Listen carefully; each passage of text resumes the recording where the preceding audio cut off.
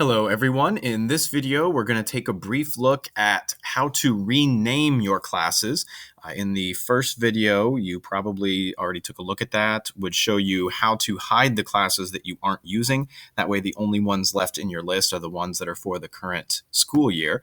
And then once you've gotten all that cleaned up and you've got things narrowed down from the management to just the classes that you're going to need, your default names are probably those very long, awkward grading period 1, 2, 3, 4, and then the subject and then some other coding at the end. And really, that's just not useful because the first chunk of every single class is very long, very awkward, and completely identical, which makes it impossible to differentiate anything. So I'm just going to show you real quick how to rename those to something that works for you. You'll see I just like to rename them with the teacher name, what the subject was, and those just come from Skyward, and then the class year. You could also put what time it is for that class. I mean, and it really doesn't make a difference. So don't feel like the subject that's popping up at that current time has to be the subject that you're teaching. It doesn't work like that. So really, whatever you want to rename these as, you could even just rename them time periods. You know, the 8 o'clock to 9 a.m. or 9 a.m. to 10 a.m.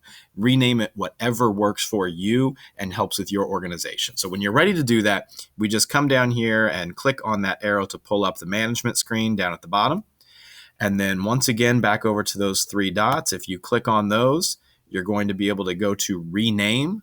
And then when you click on that, it'll just pop open a little window where it'll show you that original name. And again, just very unhelpful for most situations. And then you can just come right up here, give it a couple of clicks, and then rename that to whatever you want. And if you make a mistake, no big deal. You can always go right back to those three dots and rename it to whatever you need it to be. When you're done with the renaming process, just click Save, and it should go ahead and update that for you. And you can repeat that process for each of the classes. And feel free to kind of experiment and get a naming system that works well for you. Because again, the naming really doesn't make much of a difference. It doesn't lose functionality. Let's say you're teaching math and for some reason Lightspeed thinks you're in language. It's not going to make a bit of difference. So rename things however you like and do whatever works for you. I just think it's kind of handy to rename it something a little bit more useful and definitely something a little bit shorter.